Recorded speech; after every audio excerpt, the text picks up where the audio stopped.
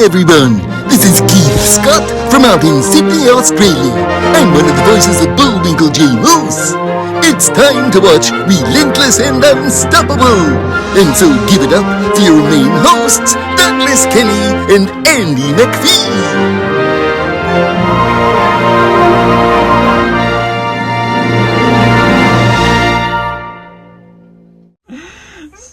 So yeah, what's your favorite theater musical? If you had to pick between Les Miserables or Chitty Chitty Bang Bang, Beauty and the Beast, all those fiascos. Oh gosh, I would say I'm definitely probably more into the more slightly modern musicals. I was thinking about this and I feel like it's going to be one that I've seen.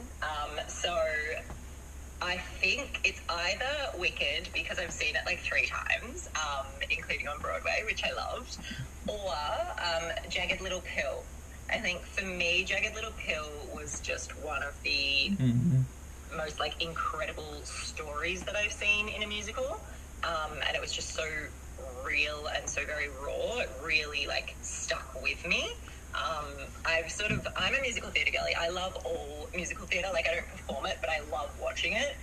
So I always find I leave a musical having felt something. But Jagged Little Pill, just I was speechless afterwards. Like, it was just so good. Yeah. What plays have you performed in out in Melbourne? Oh gosh, I haven't done a whole lot sort of since uni.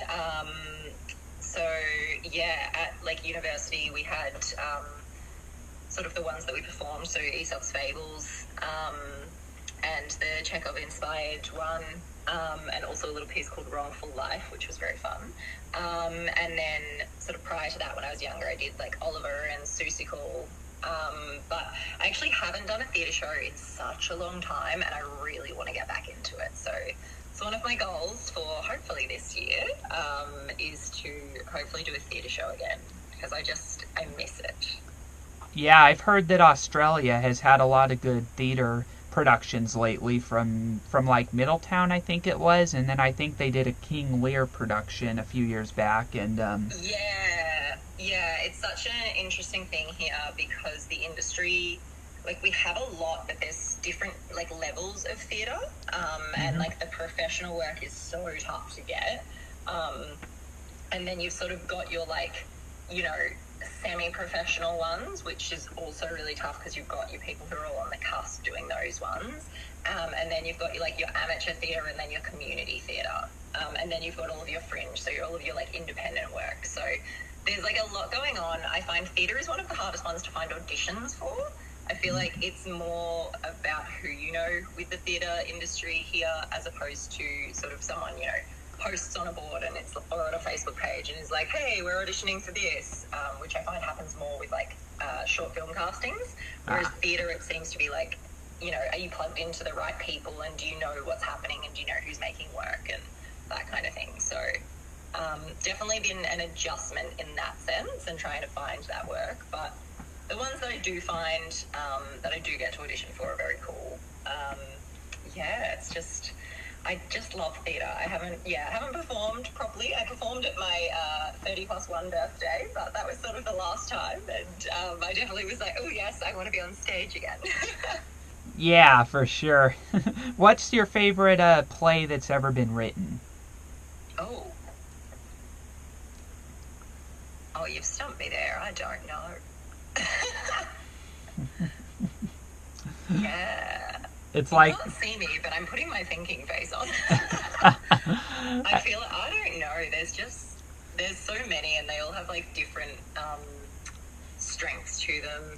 I saw a play here in Melbourne. It's not like well known or anything, but it was performed at Theatre Works, and it was called In the Club. And that's one of the most powerful pieces I've seen sort of recently, because it sort of discussed the AFL men's culture here in, you know, Melbourne and Australia. Really, really powerful, which I really enjoyed seeing. But yeah, I guess in terms of like well-known ones, I couldn't tell you. Does that make me a bad theatre person? No, it's just, yeah, it's like asking an actor what his favorite movie of all time is. Oh, well, see, that I can answer. It's Grease 2. If I had to pick mine, it's Pirates of the Caribbean, Curse of the Black Pearl. Gee, that's all we have for Relentless and Unstoppable. So tune into the next episode to hear more amazing stories from amazing guests. This is Keith Scott from Sydney, Australia saying so long, and I'm smarter than the average bear. Gee.